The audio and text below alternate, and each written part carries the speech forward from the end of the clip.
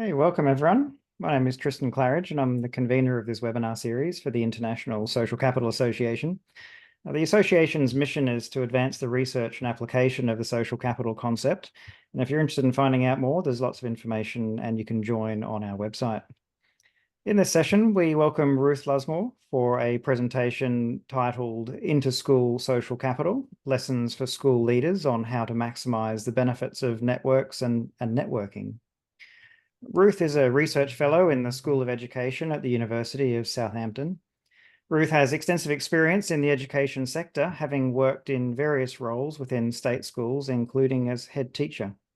Ruth's current research includes developing innovative methods for training soft skills through video games for EU Horizon-funded Megaskills project, the role of professional learning networks to support school leaders and teachers to raise standards, and most recently work on the ideas-informed society. We're delighted you've agreed to give this webinar, Ruth. Welcome, and over to you for the presentation. Thanks very much. Let me just share my screen and hope that works. Okay, working? Yes, it is. Super. Thank you so much, Tristan. Thank you so much, Tristan, for inviting me to inviting myself and actually my colleague Chris as well, who apologizes that he can't be here today to share in the presentation for the work we did on this. He's currently somewhere underneath the English Channel on a train making his way to Belgium, but he does send his apologies for not being here. So this paper and this research came about as a joint project with Monash University over in Australia. And together we were funded to have a look at the different types of educational networks which enhance teacher quality and school improvement across Australia, the UK and Asia. But to begin the project, we started by doing a review of existing literature about what was available in terms of those networks. So that just gives a bit of background about where we started. And let's see. Brilliant. So to put the research and the paper in context, teachers and school leaders, like all of us right now, are existing within uncertain and challenging times. We have crises in all kinds of areas in our life, she says with a smile on her face, whether they're economic or humanitarian, climate, political, health. All of these issues are going on and being experienced by all of us, but are also being experienced by school leaders and school teachers in schools. And we would argue, therefore, that existing within these challenges means that teachers need to be high-level knowledge workers. So, in other words, people who are constantly advancing their own knowledge and adapting their own practice and their own collegial learning in order to adapt to these problems that we're facing. And we would argue further that, most of these examples of collegial professional development out there for teachers have a common factor and purpose, and that's the presence of social capital. And what we really want is for our school leaders to be able to realise and enact the potential of that social capital and that benefit. So what do we mean by social capital? So Chris and I, when we're talking about social capital, we're talking about capital which is formed when groups or networks of people start to work together to develop shared norms and shared values. And those relationships are based in professional trust, where you have the ability to predict one's actions. And the social capital derives from being part of these networks is beneficial, particularly for the individuals within them. It can provide them with opportunities or access to privileged information and resources that those outside the networks won't have access to. But more importantly, we believe that as well as individuals gaining from being part of these social capital networks, in its most positive form, there's a mutual benefit, which means the entire community within that network benefit. So the idea that when we have these relationships which have the trust, and we have the sharing of knowledge, the sharing of resources, the sharing of access, the network in turn acts in a way of reciprocity. So the idea that we're all benefiting from it and we're all giving into it in the same way. In teacher social capital networks, we see that benefit in being operationalized in two ways. First of all, instrumentally, being that these networks can give you concrete support, advice giving, information, access to resources. You can co-construct and you know, attack problems together. But the expressive part of it as well might be the kind of exchanges which lead to trust, which lead to encouragement, which lead to relationship building, which might impact you right now, but also might be potentially beneficial in the future at a later point when you're not even sure why you might need or why you might benefit from that social capital being formed. How effectively that social capital is utilized, though, it really depends on the characteristics of the networks themselves.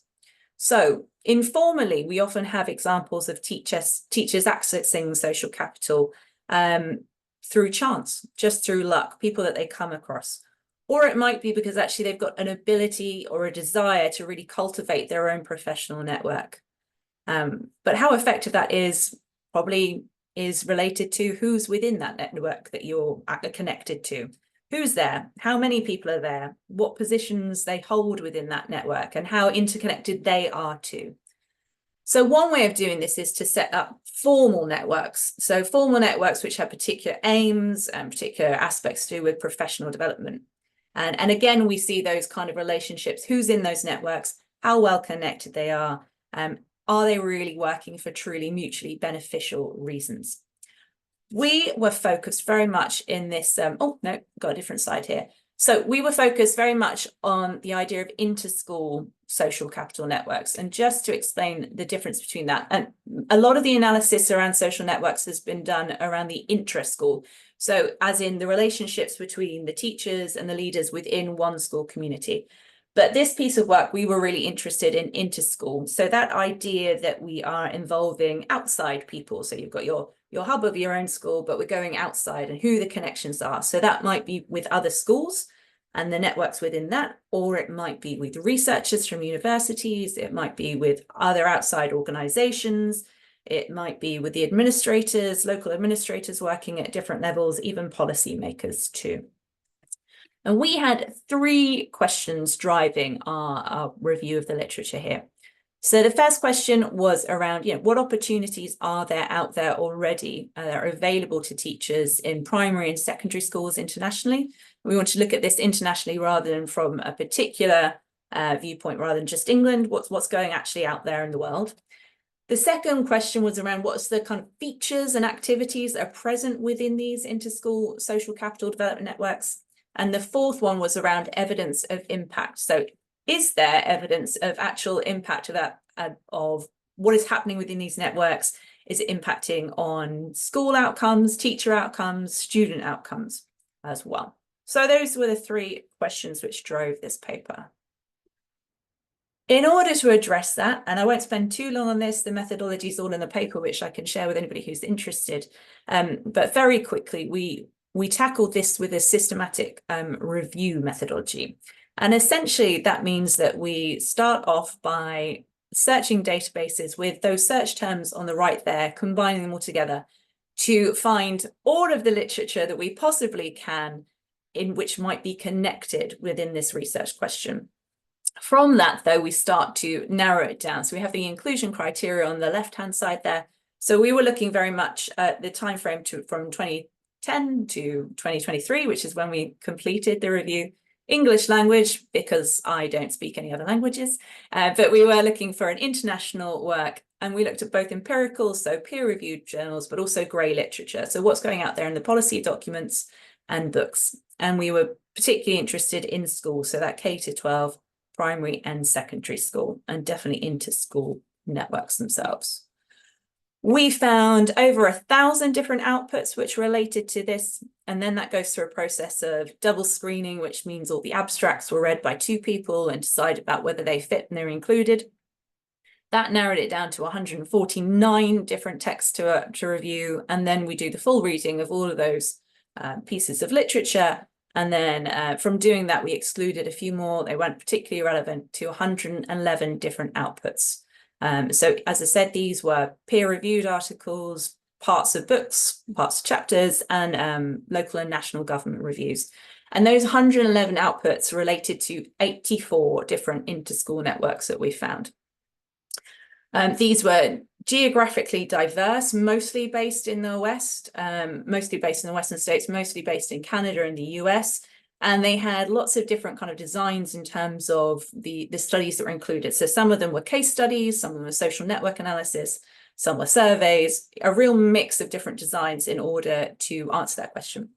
But that probably leads us to bizarrely answer the third question, which is our one about evidence, about impact. You know, what evidence was there around impact around these social capital networks, either for schools, for teachers, or for students? And I suppose I could use the word disappointingly around this is we only found one paper within that, which was conducted through a randomized controlled trial. And we'd taken that as, you know, the highest form of evidence. If, you know, we wanted to sell this to somebody else as a way of doing it, here's a randomized controlled trial to show that there's, you know, been real impact around this form of using a, you know, professional learning network. So we only found one, and we subjected it to the two tools at the top there in terms of appraisal. And actually in itself, that wasn't particularly strong enough in order to show evidence of impact. So we kind of came to the conclusion that at the moment we don't have the evidence to show impact for research question 3, but I'll circle back that at the end of the presentation. Okay, so research question 1 though was focusing on what the opportunities were out there for teachers in order to engage in these inter-school social capital networks. And as I said, we identified 84 of them. Types of things which were going on were looking at curriculum development, looking at teaching approaches, thinking about behaviour interventions when there's particular issues around pupil behaviour, resource sharing, curriculum implementation. What else do I say? Oh, support for students with special educational needs and disabilities. Some were but focused on peer reviews and quality assurance, working together to go and see what the quality of teaching and education was in each other's schools, inquiry networks, and some looking at, data together, looking at kind of big trends through data together. So a real wide range of different aims and different types of networks which are out there. And these are all, again, in the paper at the back. You can read through these. But 2 things kind of came out quite strongly from that. We found majority of the examples we found were top-down initiatives. And by that, we mean they were led or set up by or insisted on by, in some cases, local or central governments wanting schools to come together to work on particular problems. A number of them were also initiated by universities, and we can circle back to that in a minute or two. An example of this, though, would be this Ontario Teacher Learning and Leadership Programme. This is one which has been going on for a really long time. It's an annual programme, and essentially Ontario fund and support knowledge sharing amongst teachers.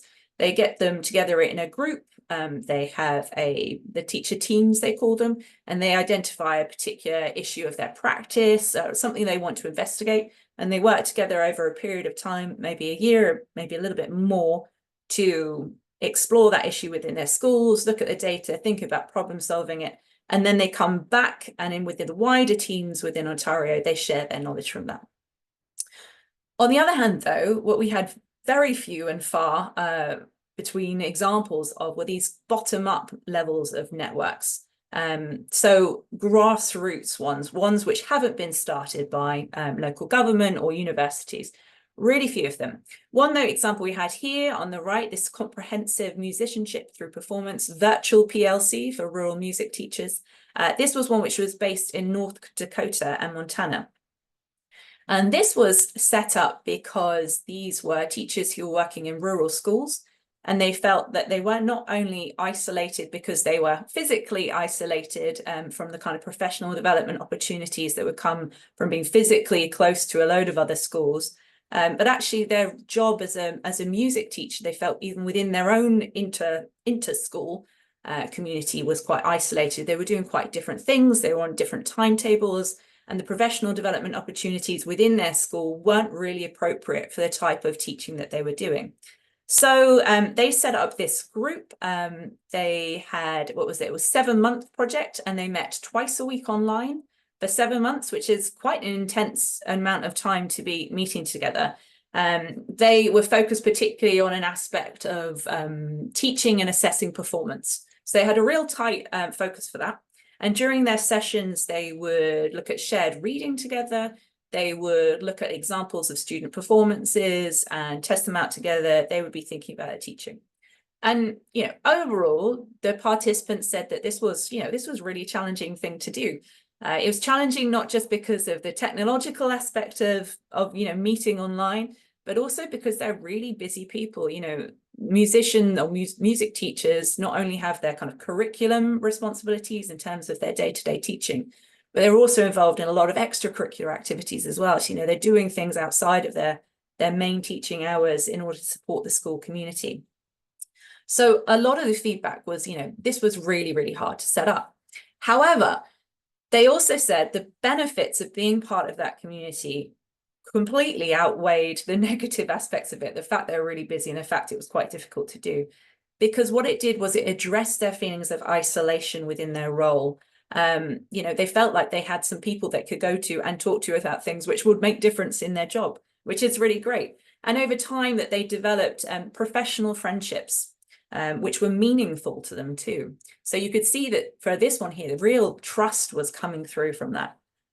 So 7 months was a really short period of time, but I can imagine that beyond this, once that 7 months has ended, those group of the music teachers would still be connected to each other, would still be gaining from that social capital that invested there.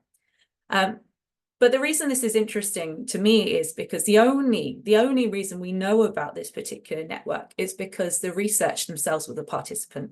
So the researcher themselves was a musician. And I think there's a question for us, which perhaps I'll come back to a bit later about, what does that mean for us as researchers? Okay. In terms of other things, those kind of features, that research question too, what's the features and activities that are going on? Who is within these networks? Mainly we have teachers, which is what we'd expect. We're in schools, mainly teachers and mainly school leaders are being involved in that. And then in terms of other people coming in, school administrators, whether that's the local level, teacher educators, so people who are training teachers at universities, also researchers at universities who've got particular focus on things. And very occasionally, which I think is also really interesting, but very occasionally, parents and students themselves being involved, but that wasn't a common feature at all. And sometimes you'd also get local business leaders and sometimes policymakers as well. So the kind of activities they were undertaking were often instrumental. They were knowledge sharing, they were working on aspects of curriculum that, were imposed perhaps from above in order to be able to distribute that amongst their schools. They were planning lessons, they were coaching each other, they were doing this aspect of peer review going in and looking at quality assurance. And what was really interesting was actually there was really limited mention of the trust building activities that would go into creating this community of people. When these were being described, it was very much like, oh, here's the things that we did, not here's the process about how we formed those relationships or whether we did form trusting relationships too. That bit was quite hidden in the examples that we were finding. In terms of genesis, their origin story, like I said, most of these were initiated by local administration because there was a particular problem they wanted things to work on, or universities, and far fewer examples here of ones being initiated by teachers or school leaders. In terms of modes of operation, really mixed. So lots which were face-to-face, they're doing it in person, and then combining it with online interactions, either through Zoom and things like this, but also setting up, kind of online cloud storage, places where people could share resources or access it through forums at different times.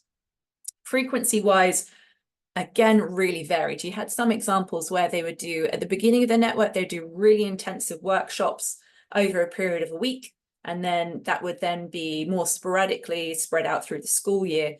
Or you'd have ones which were really sporadic, maybe once every term they would come together, but frequency really varied, and lifespan really varied as well too. So some were less than a year, some were ongoing multi-year initiatives, which you could see changing and developing and growing as they went.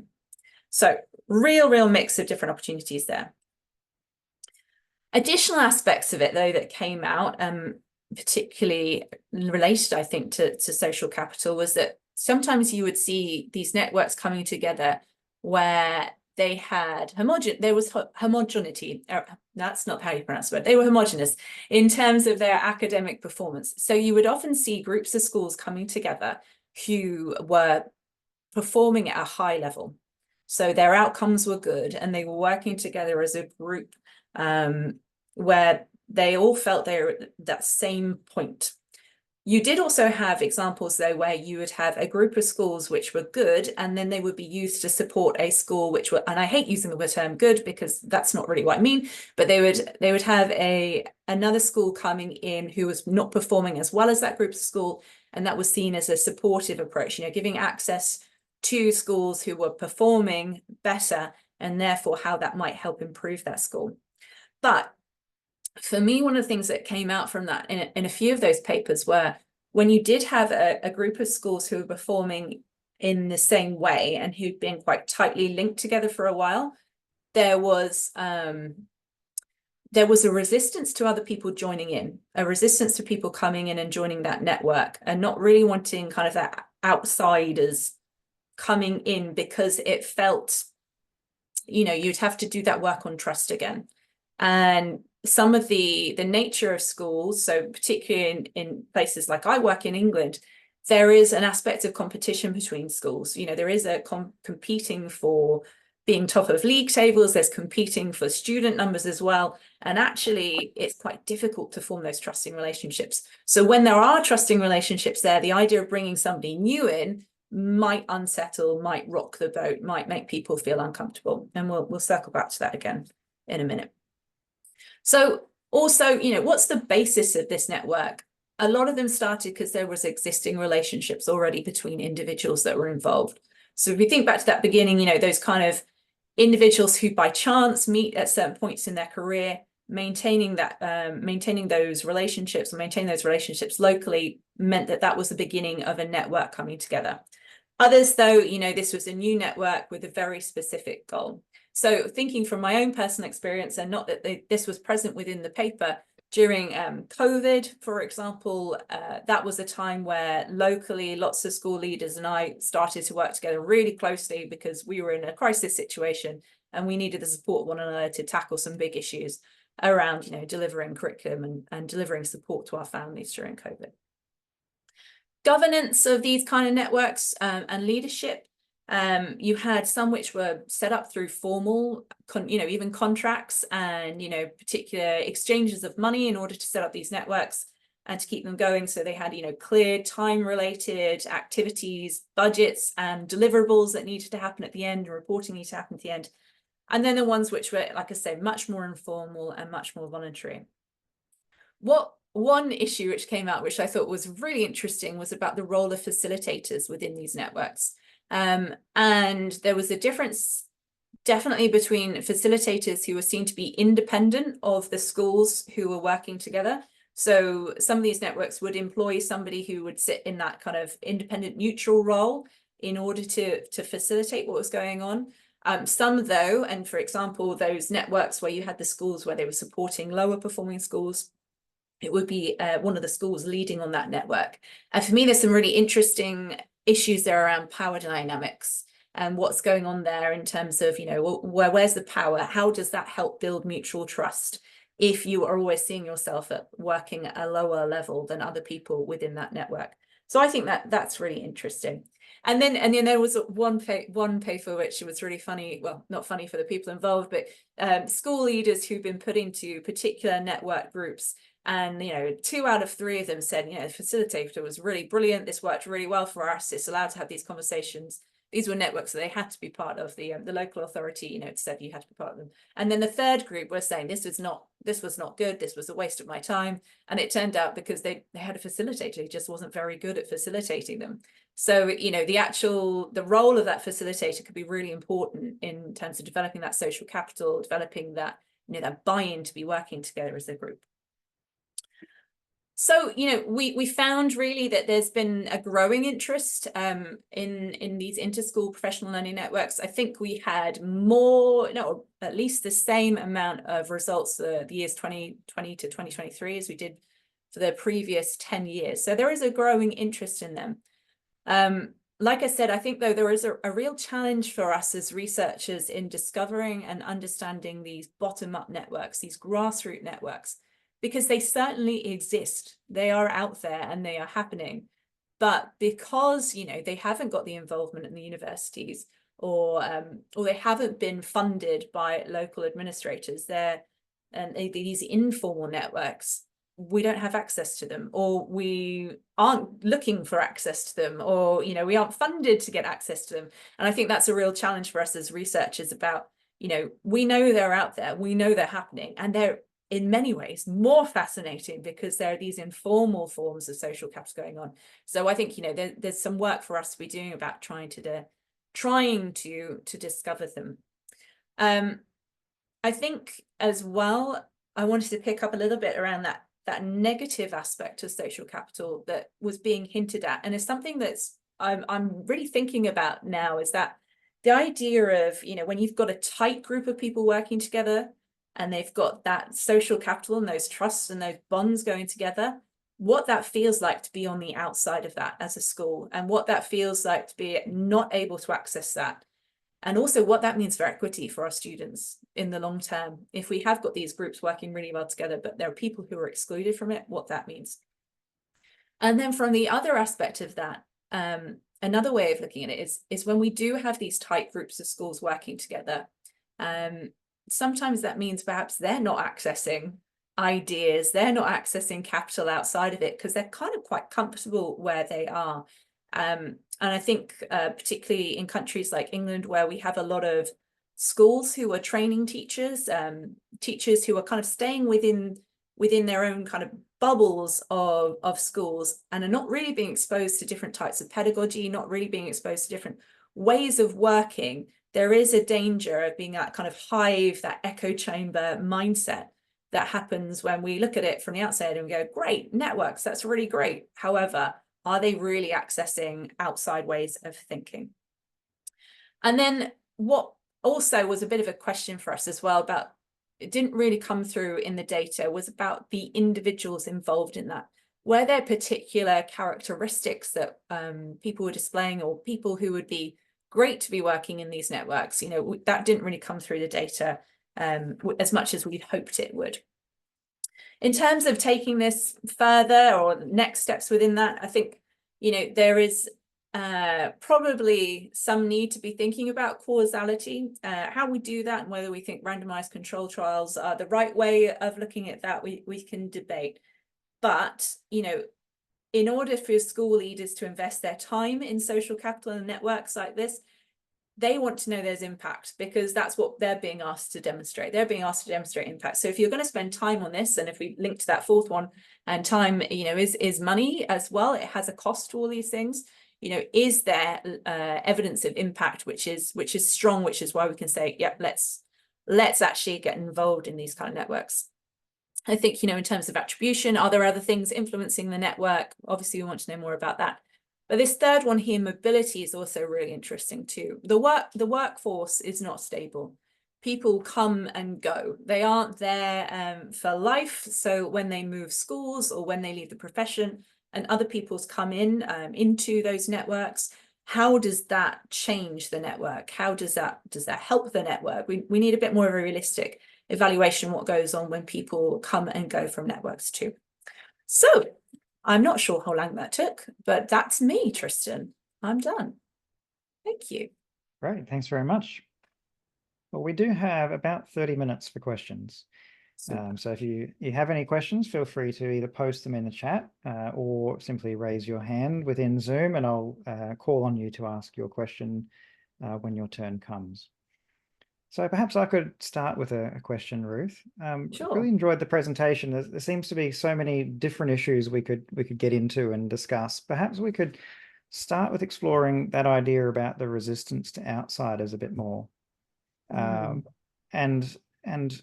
perhaps, I don't know, is there a background of distrust there? Like you mentioned competition as being a bit of a driving force. So does that mean there's a bit of distrust there, so that when people are potentially entering these groups, they're already a bit distrusting, and so I guess it takes time then to welcome them in, build the trust, get on the same page in order to then be productive within those groups. Is that what you think's going on?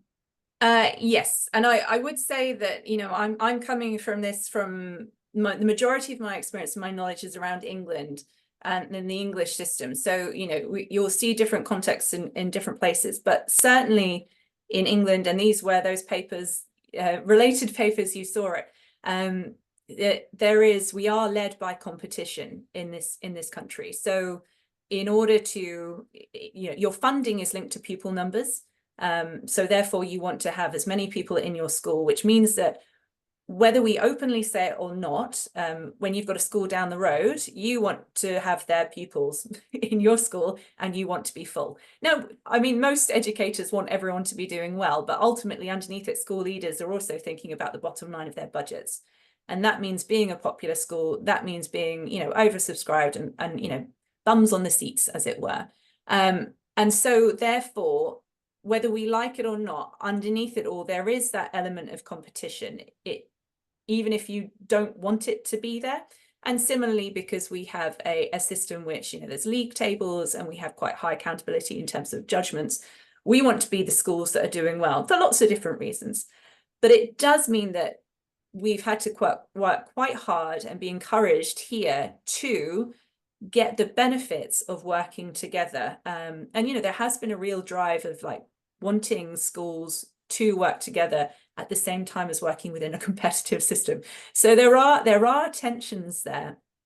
And so I think even at the beginning of those networks, when they're starting off, there is a slow build of trust. It takes a while to know who the people are. Is there reciprocity there? Who's really sharing? And I think from personal experience, it takes one or two people within that network to demonstrate generosity, to demonstrate generosity without wanting something back in return, in order for other people to go release a little bit of that tension there. And I think it's also natural sometimes, you know, I think it's natural for us to be a little bit competitive with one another anyway, or distrustful about somebody who's doing the same as us. Maybe they're better than us.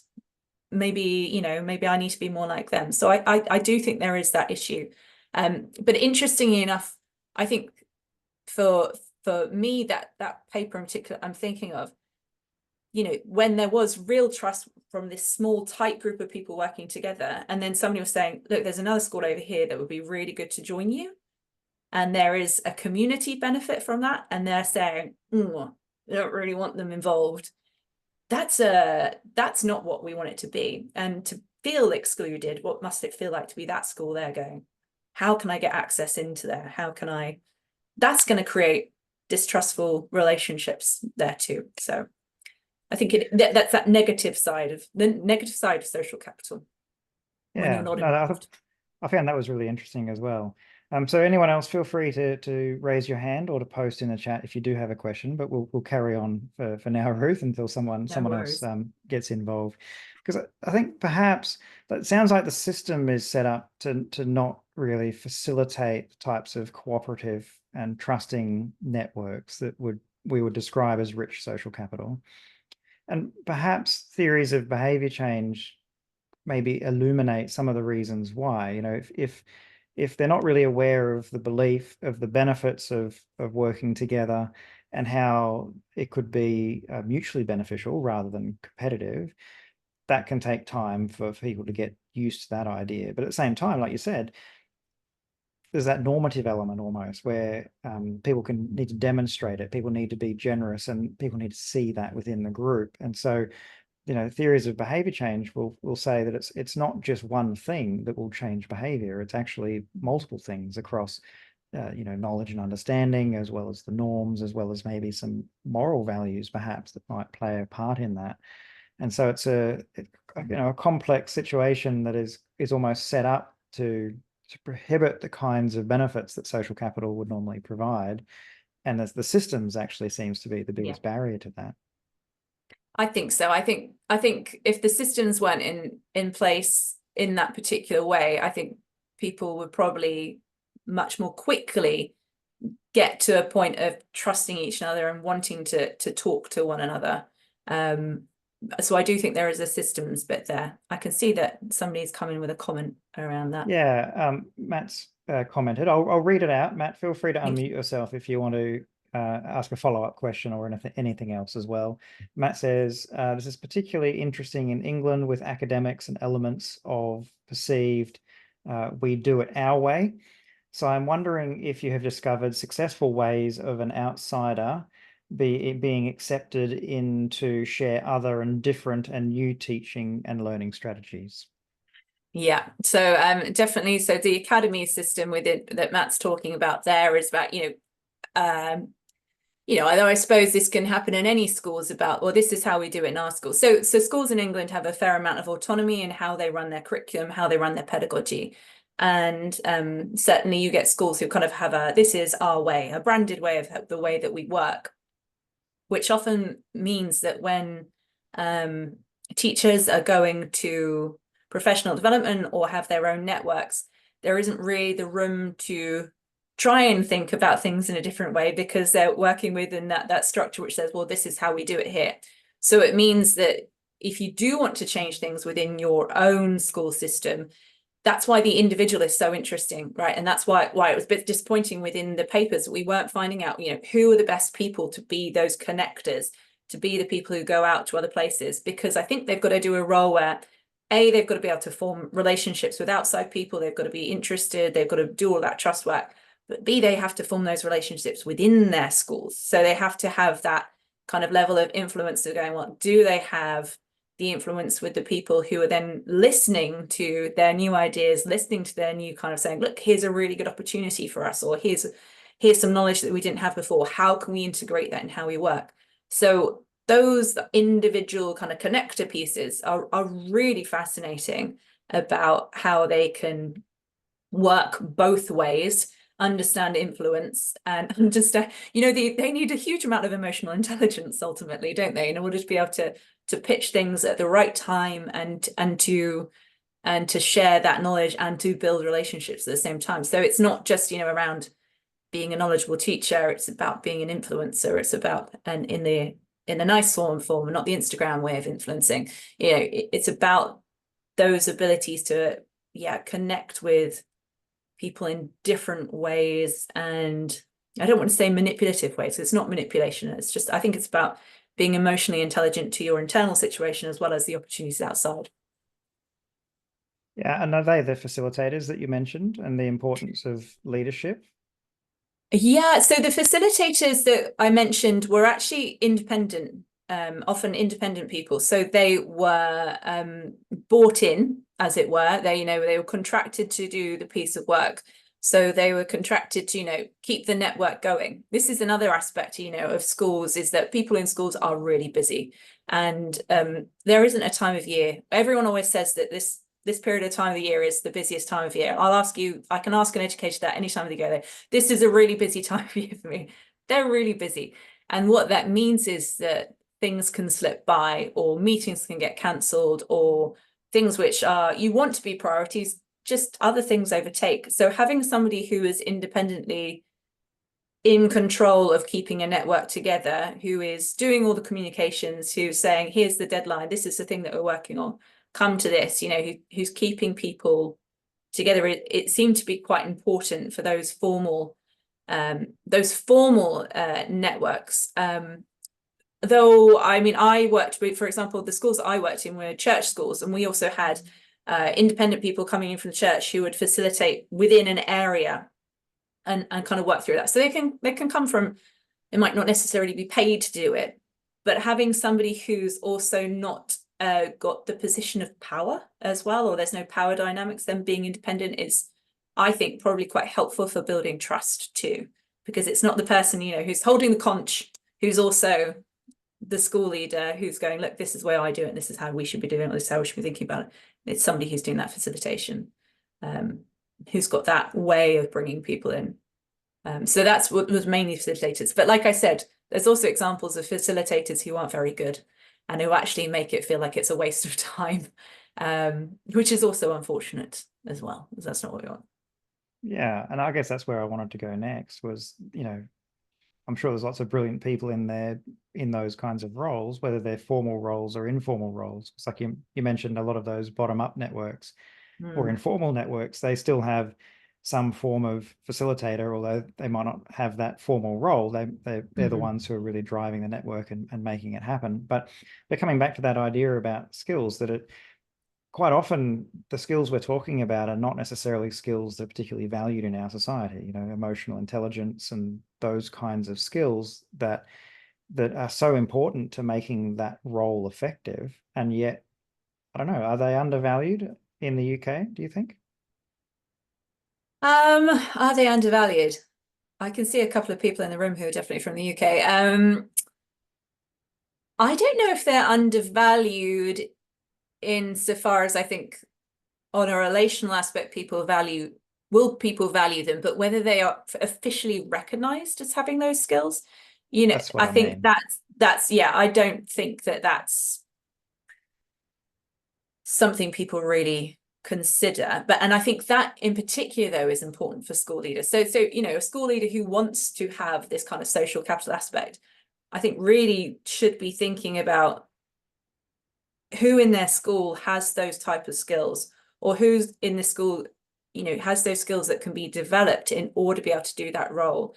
And I think identifying who that person is and valuing them, and then not just giving them go and do this, but giving them some freedom and time. Time is so critical to be able to do this, because the idea, you see it all the time where somebody goes, right, I want there to be a network of, I want you to go and form a network of these kind of people working on this problem, off you go. And not understanding that it doesn't work like that. You might have a problem that we're all working on, but actually the formation of trust takes time.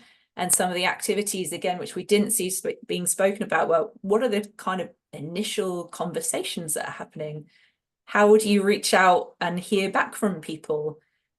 Is it through going for a coffee together? Or is it because you've got a mutual person in common? That was not coming through from the data, and that was frustrating in many ways, because it was suddenly like, oh, here's a network and it worked.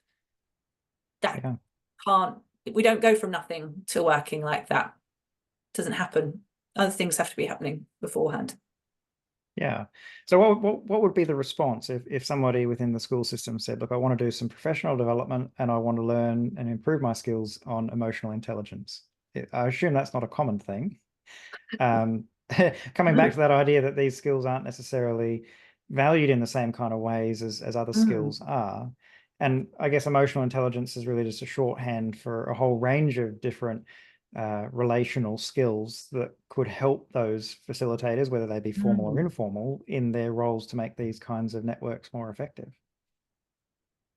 I mean, absolutely. I think, particularly training on emotional intelligence in terms of professional development and their social capital, but generally, I do think for people who work in the profession of teaching, where you are public facing, you are dealing with a wide range of people of all different ages, from all different backgrounds.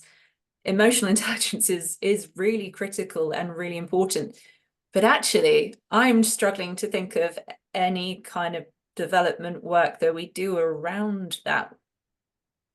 I think we do a bit more on well-being and internal well-being, and thinking about well-being of our teachers and well-being of our students, but actually self-reflection on our own emotional intelligence, I can't think of anything that happens in terms of training. But there we go, Tristan. Maybe this is the way forward. Yeah, perhaps. And maybe it's part of people recognizing the value and importance of social capital and these types of networks that are being set up. And that, you made the point about demonstrating impact. How do you evaluate social capital? How do you evaluate the importance and value of these networks? And then how do you communicate that to the people who are in decision-making positions and policy-making positions? And I think it's an ongoing challenge for us is to work out how we can do that. Oh, and I think definitely, because we're often, if you look at the review cycle, if you look at the impact cycle within schools, it's often on an academic year. We want to see results, you do X here, and then the result comes through in the next 2 or 3 years for the students at this point here. we're quite limited insofar as, you know, that's ultimately when you narrow down so many things around impact, we go, has it made an impact on the academic results of the child? If not, is it important to us? We tend to narrow things down in that way. I think we're getting better at thinking about impact in other ways, or we all recognize that there are other forms of impact. But ultimately, you know, when we're trying to sell to people, you know, in local administration or within networks of schools to say this is worth our time, unless that leader can say, well, here's the direct impact on the student, there's, you know, there's that chain of events to get there, it's really difficult. Whereas, you know, personally, I would see that sometimes, you know, these networks that were happening, or the formal ones that have been set up, they might have some impact on one bit of project. They might help you deliver a particular aim. That's great.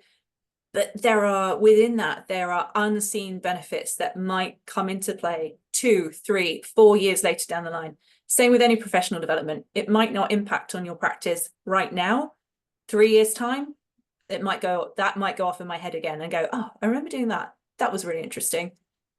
How do we measure that? How do we measure the fact that we don't know when it's going to impact us?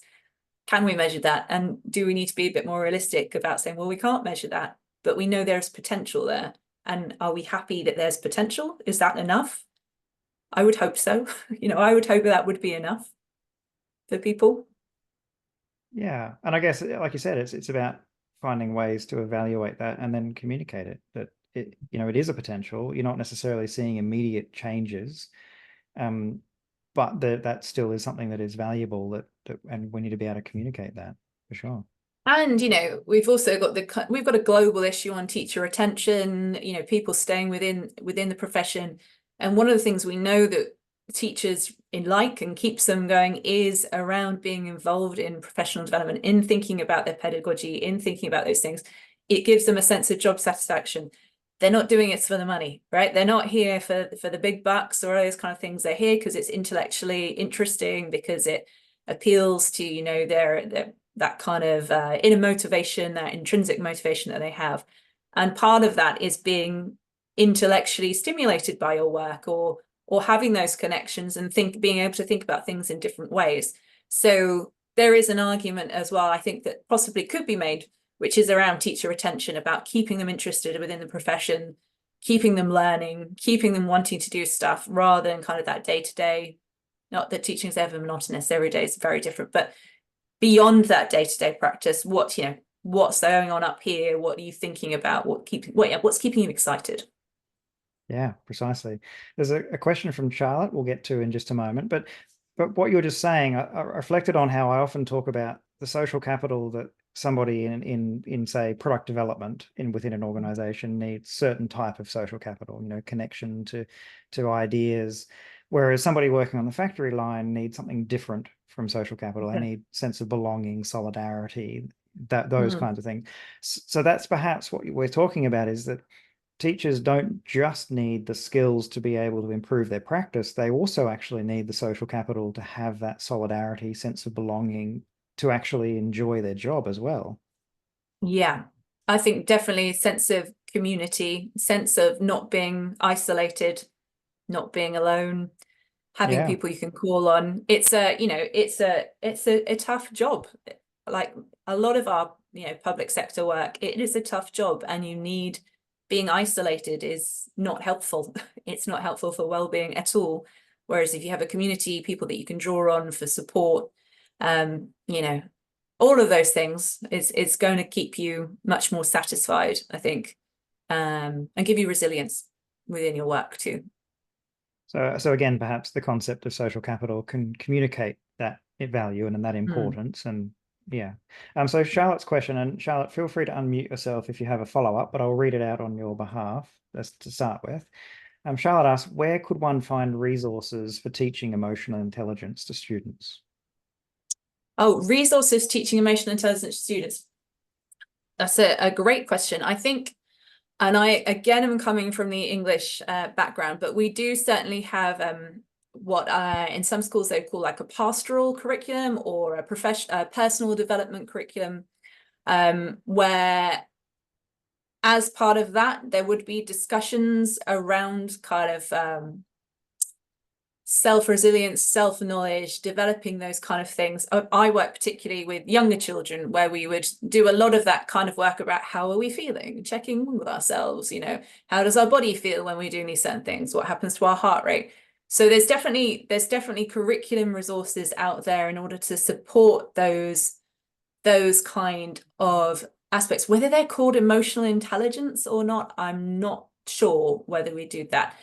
And I would also say they're probably not as well reported on in some ways. Maybe they're more small interventions that people are running, rather than, you know, because they're not assessed formally, they're not coming out formally. But there's certainly lots of different curriculums which do that. And some curriculums which inbuild it. I'm thinking about the International Baccalaureate, which works a lot around students seeing themselves as having agency within the world. And I think that also develops an aspect of emotional intelligence too. But Charlotte, if you wanted to get in touch, maybe we can email and I can suggest some things too, which I can point you towards. And that'd be great. So we do have about maybe 4 or 5 more minutes left. So if anyone does have any questions, get in quick. You can either raise your hand within Zoom, it's under the reactions button down in the bottom tab, or you simply post in the chat and you can get involved that way. I mean, if not, I might put in a little pitch, you know, to see if other people have examples. So Chris and myself, or Chris who couldn't be here, we're at the moment doing some work on this Ideas Informed Society project, which is thinking about how people engage with ideas and with evidence to improve their lives. And one of the aspects of the framework that we're working on is around social networks. And we're particularly interested in finding out more at the moment around the social capital in young people, not in adults, not in work, but actually how do we develop social capital and networks and things like that with youth. So if anybody has anything around youth social capital, that would be really interesting to hear about or hear from. That would be really good. Yeah, that sounds great. So does anybody have any questions? We've got time for, I think, one more question, if there is one. While we're waiting to see, I've got an easy question for you, Ruth. What originally drew you to the concept of social capital? Like, how did you hear about it, and what made you think you might be able to use it in your research? That's a really good question. I think because I think it's just a good fit when it comes to networks, right?